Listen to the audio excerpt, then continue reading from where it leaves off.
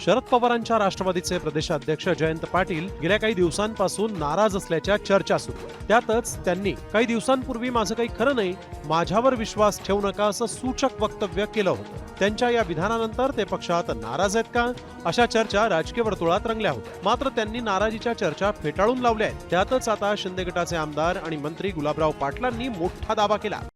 Comscore नुसार आता isakal.com आहे देशातील नंबर 1 ची मराठी न्यूज वेबसाईट.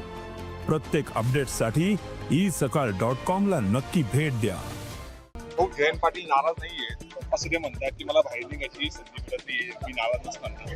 ते जयंत पाटील हे आमच्याकडे येतील. त्यावरून त्यांनी एका अर्थानं जयंत पाटील पक्षांतर करतील असे संकेत दिलेत. जयंत पाटील यांनी काही दिवसांपूर्वी एक विधान केलं होतं, मी नाराज नाही, मला बाहेर बोलण्याची चोरी आहे असं वक्तव्य जयंत पाटलांनी केलं होतं. यावर मंत्री गुलाबराव पाटलांनी प्रतिक्रिया दिली. त्यामुळे जयंत पाटील शरद पवारांची साथ सोडणार की काय अशी शंका या निमित्तानं उपस्थित झाली आहे. नेमकं ते कोणत्या पक्षात प्रवेश करणार असा प्रश्न अनेकांना पडलाय.